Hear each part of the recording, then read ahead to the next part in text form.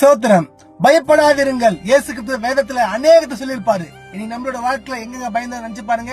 இந்த கடைக்காரன் வந்து காதல் பிடிச்சிருவானோ, அவங்க வந்துருவாங்களோ, இந்த வியாதி வந்துருமோ, அந்த பலவீனம் வந்துருமோ, எதிர்கள் என்ன ஆகுமோ, இப்படியே பயப்பட்டு இருக்கிற கொஞ்சம் வாழ்க்கை நிம்மதியே கெட்டு போங்க. ஆமாங்க, அந்த காரியம் வருவதற்கு முன்னாடியே அந்த காரியம் வந்து எந்த அளவுக்கு பாதிப்பு உண்டாகுமோ அதை நினைச்சு அது பெரிய பாதிப்பு, பெரிய சேதம் உண்டாக்கிக்கிறோங்க. ஆமாங்க, அப்படி நினைக்காதீங்க. நம்ம வாழ்க்கையில எதுவும் கர்த்தரோட அனுமதி இல்லாம நம்ம வாழ்க்கை எதுவும் வராது. அத முதல்ல நம்ம நம்பணும், விசுவாசிக்கணுங்க. ஆமா, வேதம் சொல்லுது, என்னை தொடுகிறவன் உன் கண்மையின் தொடுகிறான். அப்ப எப்படிங்க ஒருத்தவன், ஒரு மனுஷன், ஒரு வியாதி, ஒரு பிசாசு கர்த்தருடைய பாதுகாப்பு மீறி நம்ம தொட முடியுமா? தொட முடியாதுங்க. அவிசுவாசமா இருக்கக்கூடாது, விசுவாசமா இருக்கணும். கர்த்தர் நம்மோடு இருக்கிறார். ஆமாங்க, பயப்படாதீங்க. நீங்க பயப்பட்ட காரியம் எதே உங்க வாழ்க்கை நடந்திருக்க, நடக்கல, அப்ப ஏன் பயப்படணும்? கர்த்தர் நம்மோடு கூட இருக்கிறார்ல. ஆமென்.